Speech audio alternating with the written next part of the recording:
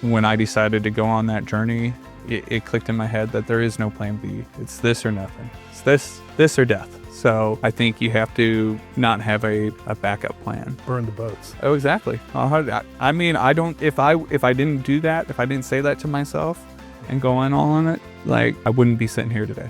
Yeah, no doubt. Having to have to make it work is one of the greatest motivations you could possibly have. I love that, man.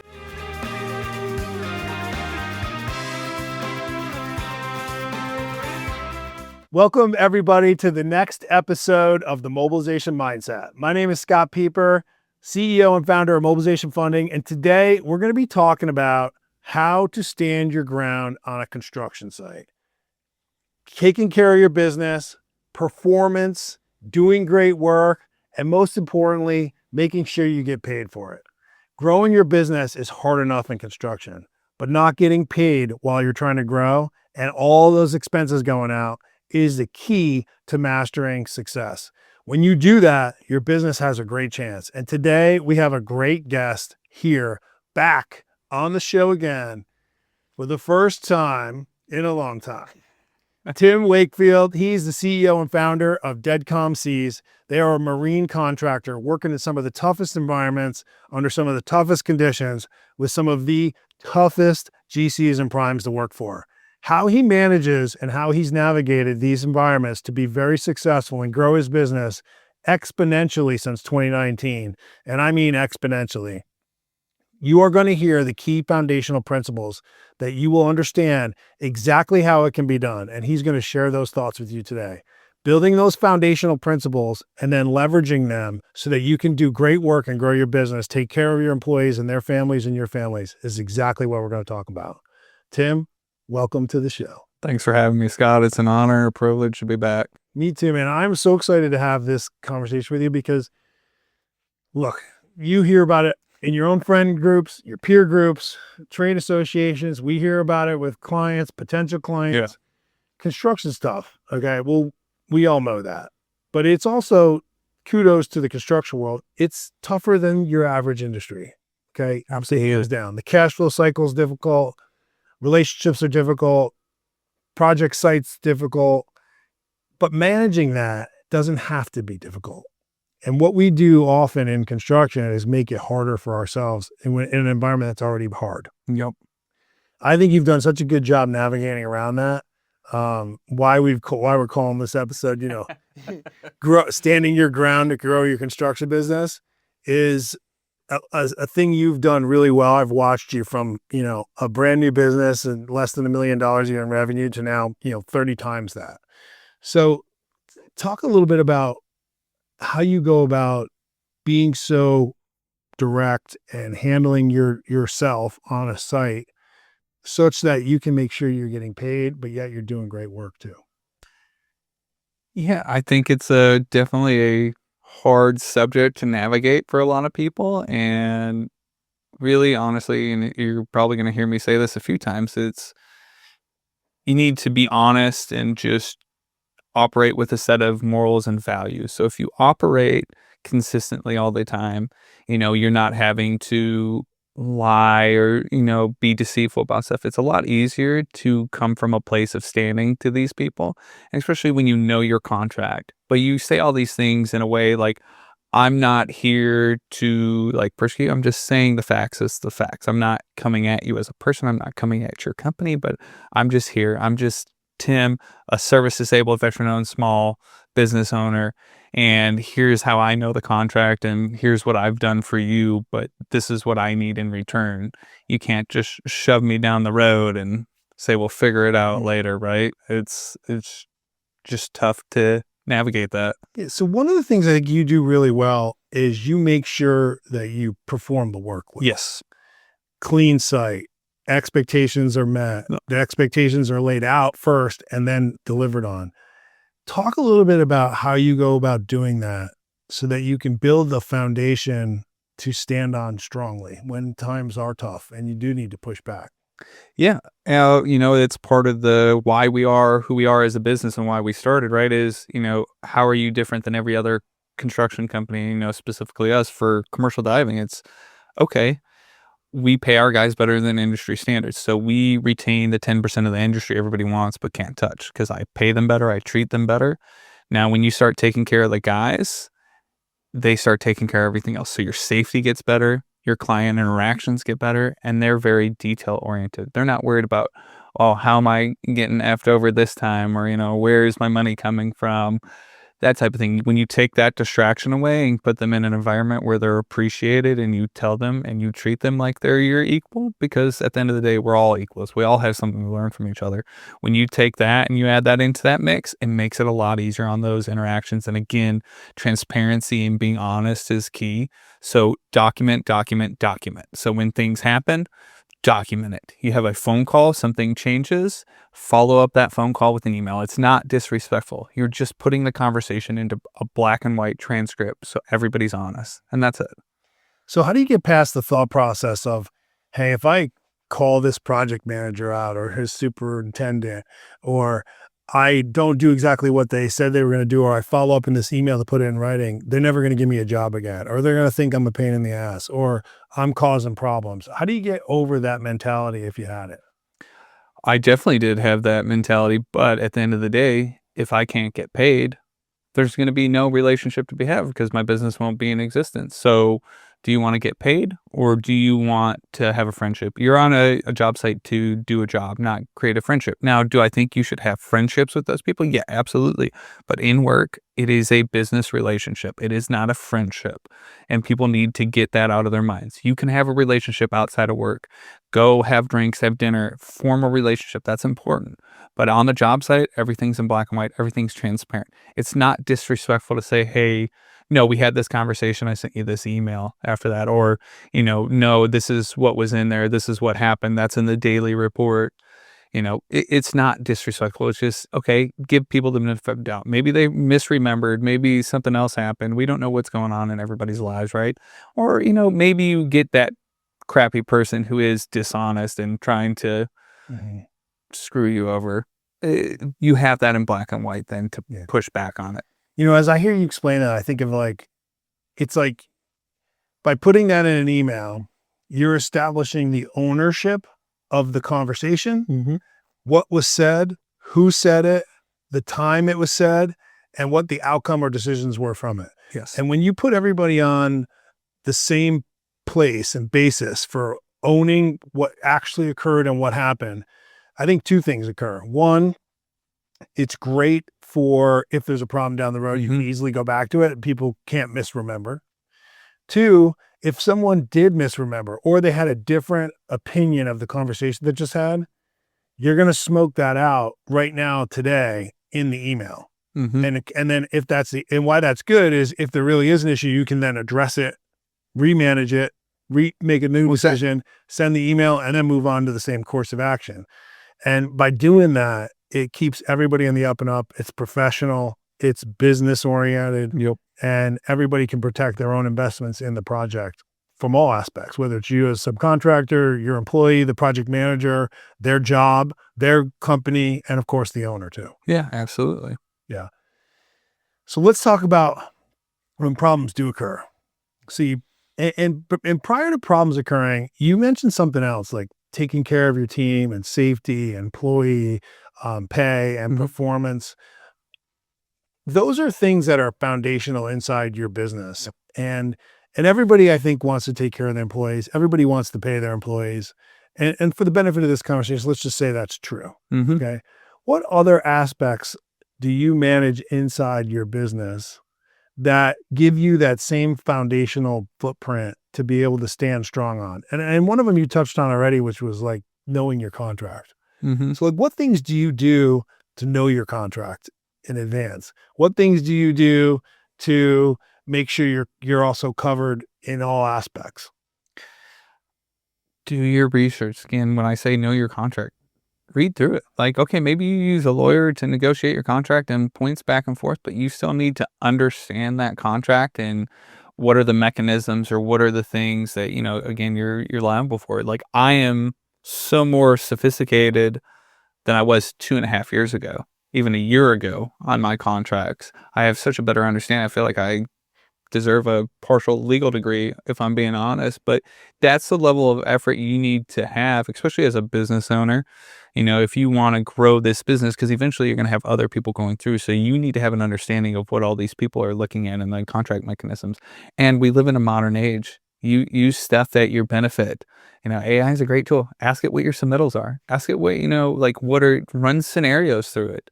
Have it go through there. There are contracts, obviously, that have a no AI clause. Those are going to be like some of your government contracts and stuff. But look, you can always ask a set of questions and go through like a scrub version or something.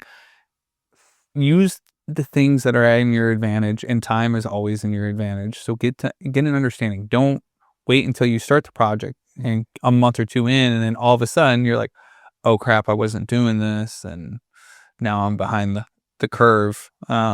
So it's better to be proactive than reactive in that essence. Just read through it. Spend time. It's boring, yeah. Read it with your cup of coffee in the morning. Read it at night with having a beer. I don't know, but take the time to just read it. Yeah, and even if you don't read it, you can get AI to give you a summary of it. Yeah. But I don't think anything, and I heard you say talk to your attorney, have them negotiate it. I don't think you should use AI in lieu of your attorney. No, not at all.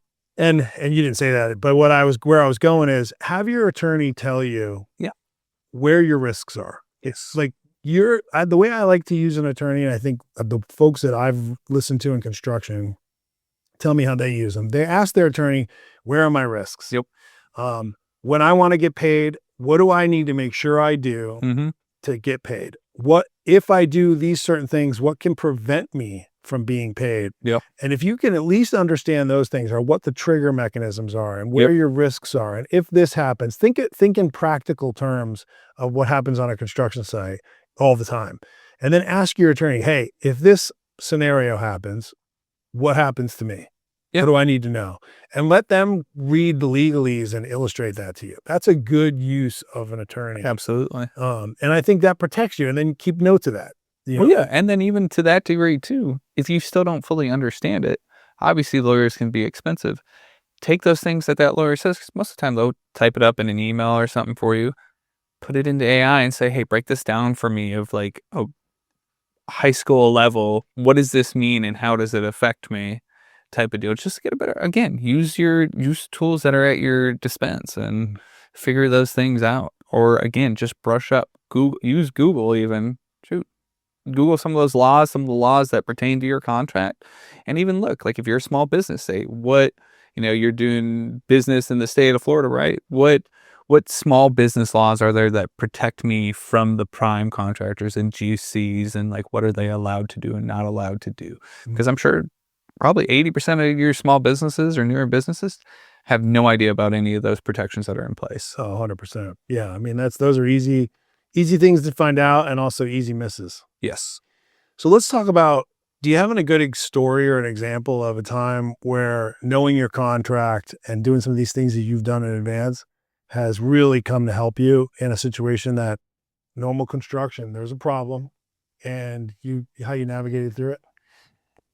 Yeah, there's a couple. There's one recently, like where we just signed the contract, and you guys are doing some funding for us on it, where we've already had to make a change order. It's because just conditions and stuff have changed, but having a good understanding of the contract and laying it out in a way, your change orders aren't always going to be just, oh, I have this template and I'm going to use this. You need to make it into the fashion of the contract and what needs to happen there, right? So we have an instance there, and we just laid everything out plain English, as honest, and said, hey, here's the scenario. We've already discussed this in a meeting. They were already on board with it, but we said, hey, we see some inconsistencies here and we need to sort this out before we start the project, in a month or two, whenever we start the project. And that was well received. They're like, okay, hey, give us a day to, oh, hey, Tim, all these things are great. We're in complete agreement with it. Easy day. That's a perfect scenario of like, hey, you see a problem, you raise it and say, we need to address this now. Great. Another example that not being the most ideal situation is, we're on a long-term project. We have a mandate in our contract that we still have to progress work regardless of if a change order is signed. There are certain protocols. We have to submit a change order within a certain amount of time, but there's it sucks for us because, again, this is me negotiating contracts 2.5 years ago, not as sophisticated as Tim now. Um, and there's no cap on when they can sign and stuff, which sucks. But you also have to have an understanding for the law of what course of performance is and course of action is, because those things. So now if that contractor per se doesn't sign these change orders and they just leave them sitting there and floating out, but now you're 6 to 10 change orders in, but they've been paying you, but now all of a sudden they want to stop paying you for these change orders. Guess what? Legally, they can't do it because they've shown a course of performance that says we submit a change order, they start paying us for the change order and never send us a signed change order back. So guess what? That's course of dealing now too, especially when you get post-contract. That's course of dealing, course of performances during the contract. So understand that legally you are then protected. Now, there are certain states where there's some wording about this and stuff. And again, this is where you need to know where you're operating and that. But you need to know these mechanisms that help you, because Joe Blow off the street isn't going to know, oh, these things. But again, like I love to say it, my 3 a.m. thoughts are thinking about these things and how to go about it. And now you need to do these things and set them in a light where you're not coming at you as a blatant like F you, but hey, this is how you've been doing it the entirety of this contract. And you can't just go back on your word now. Yeah. You and your team have done a great job not giving an inch on things that you're owed, that were reasonably owed, and following the process that you just outlined. Was there a moment when you realized that you had to make this change in how you handled adding this payment discipline to your business? Yes. There was. It was the instance where I realized that this is a business and not a friendship. And I had to relay that to my superintendents and my supervisors that says, hey, these guys might be friendly with you, but they're not our friends in work. It is a work environment and you can't do them favors. Everything needs to be in writing, and explaining to these guys and getting these guys who are blue collar guys and they're trustworthy people and they're going off of their word. And that's how they've been raised, to dealing with people who haven't been raised like that and who you can't trust their word. It's a big culture shift that you need to implement, but yes, I can specifically recall back 2 years to a specific instance with a specific person and contractor, and I was like, this is it. I need to get better so they can't ever come at me. And again, it's being above board, it's being transparent, and it's being honest. And when you operate transparently and honestly, it's hard for people to say otherwise. They look pretty stupid when they start coming at you and throwing, oh, well, this and that. And it's like, no, sir. This is where the buck stops. What systems and processes have you put in place or implemented to make sure that you learned that lesson 2 years ago, but now you talked about your guys in the field? Like, is there steps you put in place, things you've done specifically system wise to make sure that the way you want it done is going to be done now? Yes, absolutely. So each job that goes out, whoever is going to be the project manager, superintendent, supervisor, each one gets a project briefing.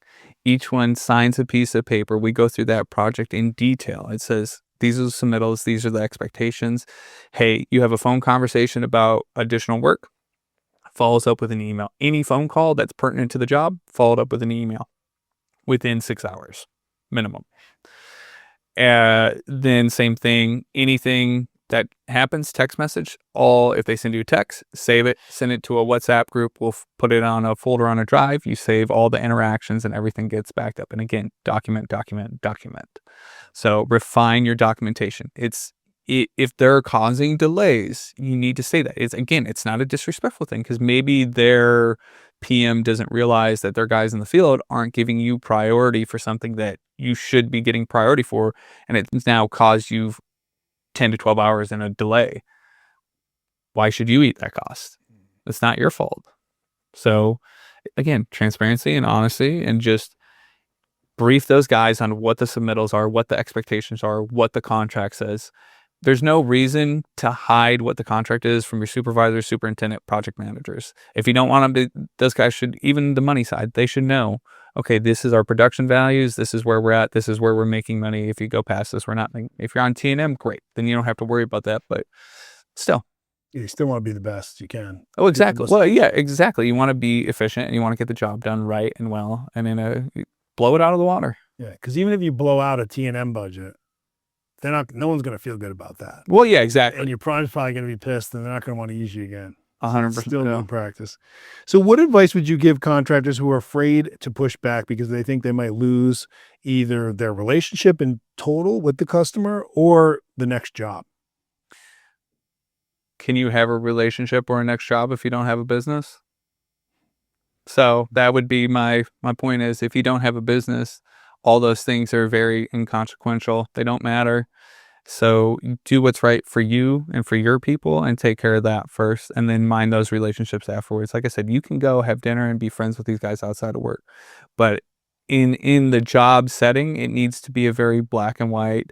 Again, don't be disrespectful. Don't blatantly just say F you all the time. Just be honest and transparent and say, hey, this is what's going on. Even if you have a problem or something comes up and maybe you made a mistake, the best thing you can do is just tell them you made a mistake and say, hey, how can we fix this? What can we do? If you need to eat some costs, eat some costs at the end of the day. Again, transparency. So many contractors chase bigger and bigger jobs, especially as they're trying to grow. But they do it necessarily without strengthening their financial infrastructure. So, what have you learned about building the back end of your business prior to scaling the front end? Great question. Great question. My 3 a.m. thoughts back at work here is you always need to be looking to, okay, so you get this $10 million contract or you get a $20 million, $30 million contract. How do you facilitate that? What's your back end look like? And even, you talked about our rapid growth, right? I have been more frustrated with accounting than I have with anything pertaining to this business, whether it's getting paid by people or just my own systems. I've constantly had to graduate. And I think it was you the one time that told me it's like, accounting's like you get here and then all of a sudden someone tells you, well, now you're graduating to like from middle school to high school and then to, you know, college to minor leagues to the major leagues. And it's like you're hitting these evolutions and it's frustrating because once you think you got a handle on it, guess what? You don't. You're on to the next thing. And you've got to constantly be evolving. And if you want to go after these government contracts, there's a certain amount of accounting and you have to go back. Like we just went through it. Like, okay, I thought I was going to have to go back a year. We went back 3 years to get my books in line. And they're asking me for stuff that I'm like, Tim, 3 years ago, 4 years ago, was not thinking about this. It wasn't keeping these receipts or these job costings. Tim was wearing 20 different hats. Like, and trying to keep all of his people in place. And God bless, like I had great people and they were doing the thing. And that's, you'll always hear me say, like, the only reason we've been so successful is all the people we have in the business because we're a family. And like, I'm just standing on the shoulders of giants, but these systems and stuff they're no joke. And if you want to grow and you want to get those bigger contracts, you have to think about those things in advance. Start working on them slowly in the background. Okay. If you're a $5 million contractor and you want to be a $15 million contractor in the next couple of years, start working on your systems and processes on the backside. You as the business owner should start working like on the business, not in the business. Yep. It's a great segue to the next point.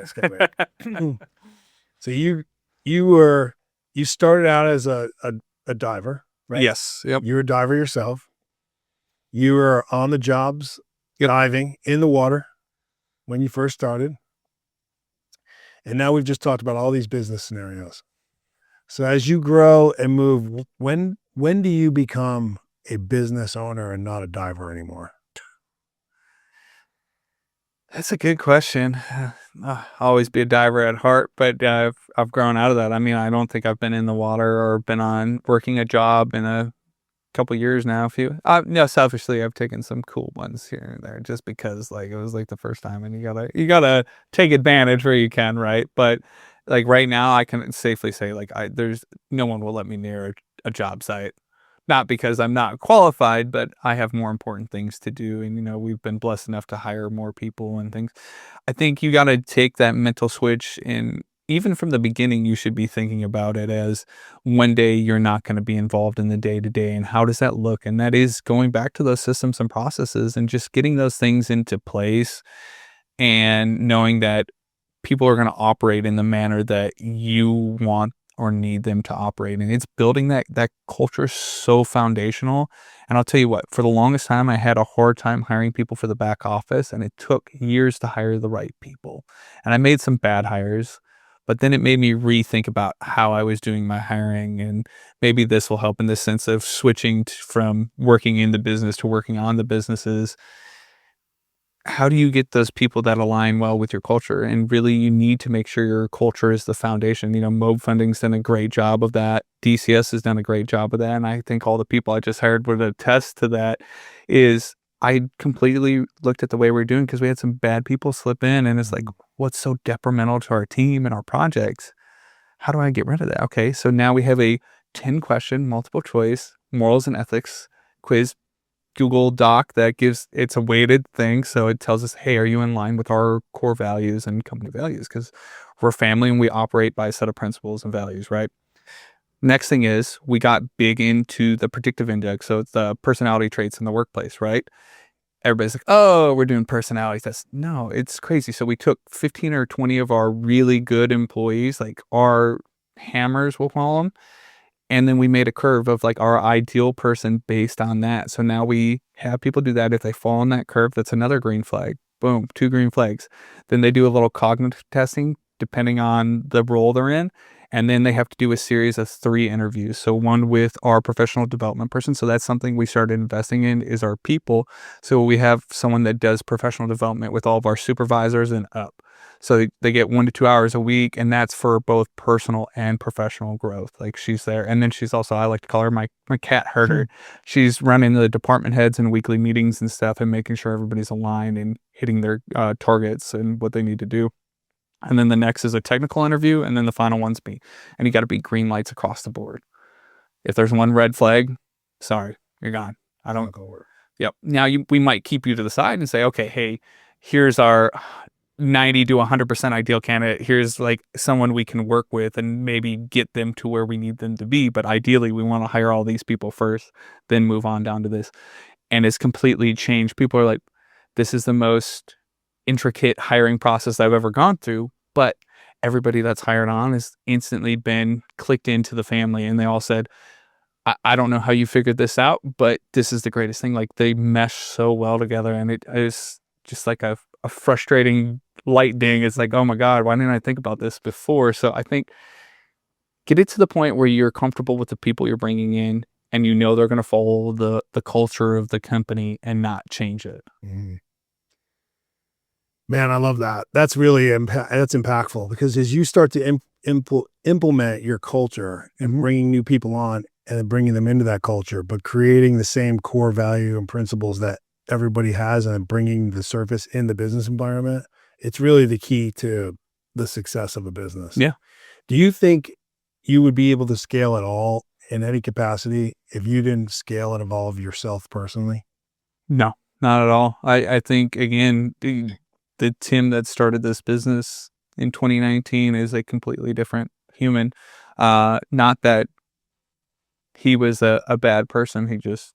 I wasn't who I am today. And there's been so many life experiences and business experiences that I've had to go through to get here.